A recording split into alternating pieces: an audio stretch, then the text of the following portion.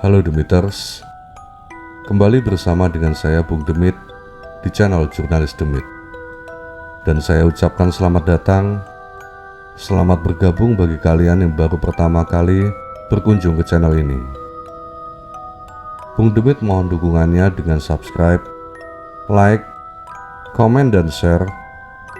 Dan juga jangan lupa menyalakan tanda loncengnya agar Demiters mendapatkan update cerita-cerita terbaru dari Bung Demit. Di episode kali ini, Bung Demit akan menceritakan sebuah kisah yang masih dari teman Bung Demit sendiri yang bernama Ferry. Peristiwa menyeramkan ini dialami oleh Ferry di sekitar tahun 2010, 10 tahun yang lalu. Namun peristiwa tersebut masih sangat diingat oleh Ferry sampai saat ini. Oke Demiters, sebelum memulai cerita, Bung Demit mohon izin untuk membacakan sebuah mantra yang atas seizin Yang Maha Kuasa akan menjaga kita semua dari gangguan para demit dan lelembut. Karena tidak jarang cerita semacam ini juga dapat mengundang kehadiran mereka yang ada di sekitar kita. Hong wilaheng sekaring bawono langgeng kun kanikun ingsun kun kowe komo salah ojo angganggu gawe. Aku Ratu Nengkun.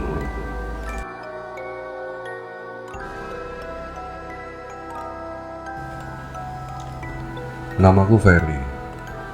Saat itu umurku 27 tahun dan aku bekerja di bagian pengiriman sebuah kantor cabang dari perusahaan distributor rokok yang cukup besar di Jawa Timur. Kantorku di Kediri, tetapi wilayah tugasku dari kota Kediri sampai Madiun. Jadi setiap hari dengan menggunakan mobil box, aku bertugas mengantar berdus-dus rokok pesanan dari toko-toko besar yang ada di Kediri, Nganjuk, Caruban, Madiun dan sekitarnya. Biasanya dari Kediri aku berangkat sekitar jam 8 pagi dan kembali lagi di Kediri bisa sampai jam 10 atau 11 malam. Dan itu setiap hari. Ya, resiko pekerjaan memang. Meskipun demikian, sebenarnya pekerjaanku cukup menyenangkan. Bertemu dengan banyak orang, berada di jalan. Jenis pekerjaan yang sangat aku sukai daripada harus berada di kantor. Dan biasanya aku lebih banyak sendirian saat mengirim barang. Meskipun kadang sesekali ada teman yang mendampingi di kondisi-kondisi tertentu, di mana aku membutuhkan bantuan. Misal, ketika barang yang harus dikirim benar-benar banyak melebihi biasanya. Tapi ya itu tadi, aku lebih banyak sendirian. Dan itu membuat aku memiliki banyak pengalaman. Pengalaman dalam hal pekerjaan atau juga di luar pekerjaan. Ya, tentu saja ada beberapa pengalaman aneh yang cenderung menyeramkan yang pernah aku alami. Dan salah satunya adalah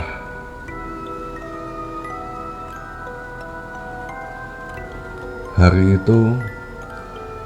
Kamis malam atau malam Jumat bulan Desember 2010. Meskipun sudah berlalu 10 tahun, tapi kejadian itu masih melekat kuat di ingatanku. Begini ceritanya.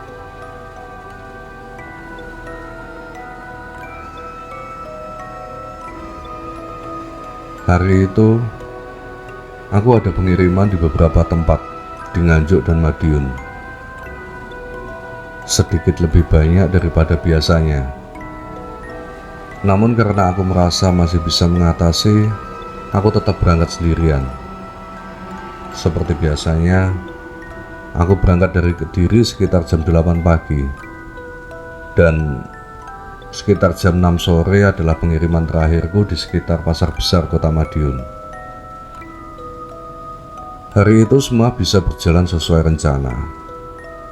Dan selesai mengirimkan barang, aku mampir dulu ke kantor cabang Madiun buat mandi, ngopi, dan ngobrol sama teman-temanku. Nggak terasa ngopi dan ngobrol di kantor cabang Madiun, ternyata sudah jam 10 malam. Waduh, wes jam 10 toh? Wes tak balik ke diri sih cah, kataku kaget. Iki malam Jumat loh Fer, saut Agus, salah satu bagian pengiriman di kantor cabang Madiun. Lah terus ngopo? Minggu kemarin ya ada malam Jumat, bulan kemarin juga ada, jawabku.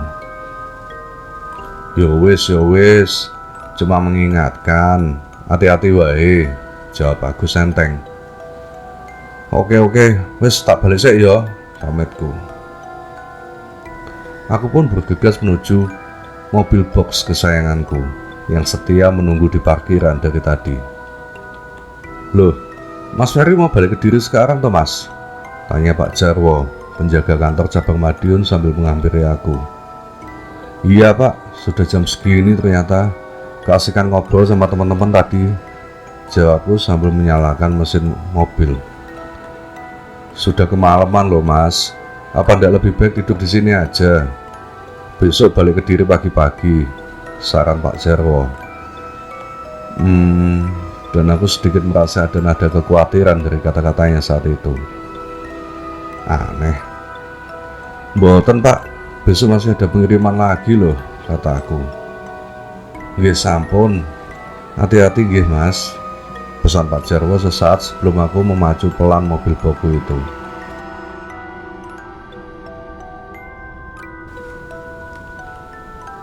Keluar dari perbatasan kota Madiun, tiba-tiba hujan turun. Awalnya gerimis, kemudian menjadi cukup deras. Jalanan pun lengang, meskipun ini jalan provinsi. Biasanya cukup banyak kendaraan lain yang searah atau berlawanan arah denganku. Tapi kali itu hanya beberapa kali aku berpapasan dengan kendaraan lain. Gak terlalu lama, sekitar setengah jam kemudian, aku sudah sampai di kota kecil Caruban. Aku berhenti sebentar di sebuah toko kecil yang masih buka untuk beli rokok. Mau kemana toh Mas? Tanya bapak pemilik toko sambil menyerahkan sebungkus rokok. Pulang ke Kediri Pak, jawabku sambil membayar rokok tersebut. Lah, Masnya dari mana? Tanya bapak itu lagi. Lalu aku menceritakan semuanya, kalau aku dari kantor cabang di Madiun, dan aku memang sudah biasa pulang pergi ke Diri Madiun hampir setiap hari. Tapi memang untuk malam itu aku kemalaman. Harusnya Mas tadi bermalam di Madiun saja.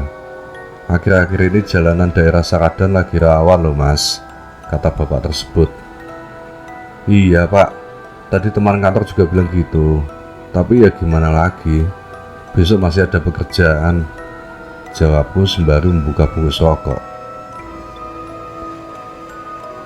Bukan mau menakut-nakuti Mas, belakangan ini di sana sering terjadi kecelakaan, dan yang terakhir baru seminggu yang lalu ada kendaraan yang isinya seorang bapak dan anak perempuannya. Keduanya meninggal. Kecelakaannya parah Mas, cerita bapak itu. Loh, kok saya tidak dengar berita itu ya Pak? Oh, mungkin pas saya ambil cuti itu, tanyaku dan aku jawab sendiri. Memang 1 minggu sebelumnya aku ambil cuti karena ada saudara yang punya hajatan. Tapi teman-temanku juga nggak ada yang cerita ya. Mungkin bapak ini mencoba menakut-nakuti aku, pikirku menenangkan diri. Walaupun agak seram juga mendengarnya. Tapi ya sudahlah, nggak ada pilihan lagi. Aku mesti pulang malam ini. Akhirnya aku pun memutuskan untuk melanjutkan perjalanan. Hati-hati Nggih Mas, pesan bapak warung itu saat aku berpamitan. Nggih Pak, matur nuwun Pak. Hampir jam 11:30 malam ketika aku sampai di wilayah Saradan. Hujan masih tipis-tipis membasahi bumi. Kendaraanku sendirian di jalanan jalur provinsi itu. Jalanan yang kanan kirinya terdapat barisan pohon-pohon yang berdiri tegak sebagai hiasan malam. Hanya satu atau dua kendaraan yang melintas dari arah berlawanan denganku. Sepi, sangat sepi, benar-benar sepi. Biasanya nggak sesepi itu.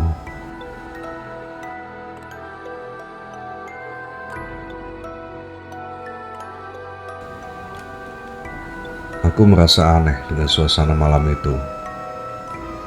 Tiba-tiba nyaliku sedikit menciut. Padahal sudah cukup lama, hampir setiap hari aku melewati jalanan yang sama ini. Aku tidak bisa memacu kendaraan lebih cepat karena memang sudah nyaris tengah malam, gelap, dan kondisi jalan yang basah. Aku semakin berhati-hati lagi dan makin memperlambat laju kendaraan ketika gerimis hujan kembali sedikit lebih deras. Sempurna, kataku dalam hati. Sempurna. Sepertinya aku salah. Sepertinya belum sempurna. Jalanan itu sepi dan gelap. Lampu mobil box yang aku kendarai menjadi satu-satunya sumber cahaya yang menerangi jalan gelap itu. Udara luar yang cukup dingin membuatku harus menyalakan sebatang rokok lagi untuk menghangatkan badan. Gerungan suara mesin mobil boxku menjadi satu-satunya suara yang terdengar, dan pohon-pohon besar yang berdiri di kanan kiri jalan seakan angkuh memperhatikan. Sudah banyak menit berlalu dan aku gak juga melihat ada kendaraan lain. Aku pun semakin dicekam oleh perasaan yang aneh. Nyaliku semakin goyah. Aku berharap segera bertemu dengan keramaian atau kendaraan lain yang lewat. Di saat aku semakin gelisah, dari kaca spion tiba-tiba aku melihat kilatan lampu dari sebuah kendaraan yang mendekat dari arah belakang. Syukurlah. Aku bernapas lega. Akhirnya ada kendaraan lain. Sesaat kendaraan yang tiba-tiba muncul itu sudah berada di belakangku.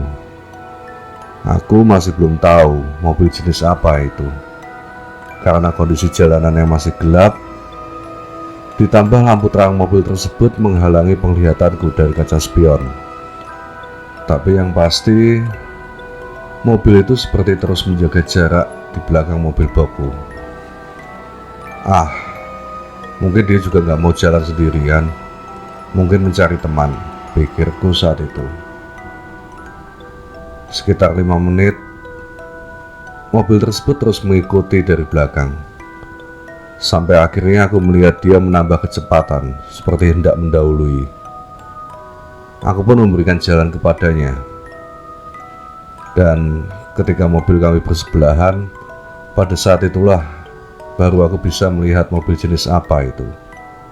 Terlihat jelas kalau itu adalah mobil jenis sedan keluaran lama, berwarna gelap, dan kaca mobil itu tidak gelap, sehingga aku masih bisa melihat ke dalamnya.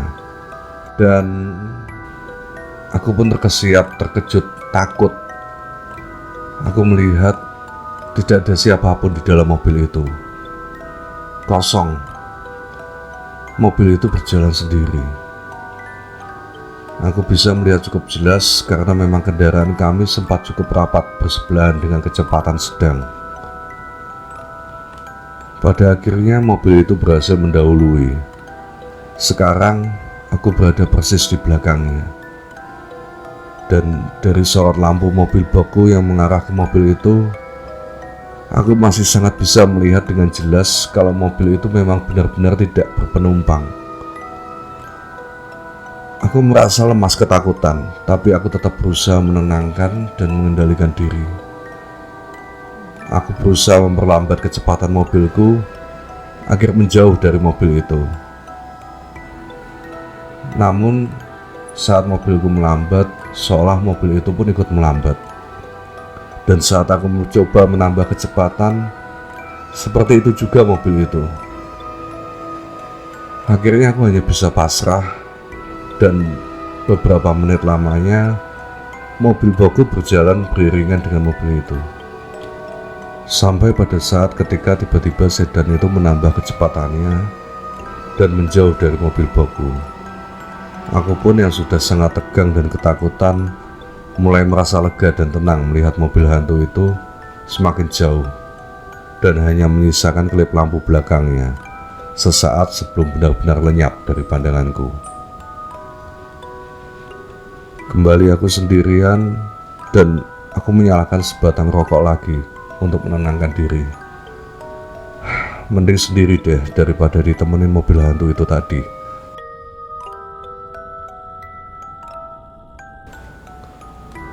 Jalanan masih sangat sepi.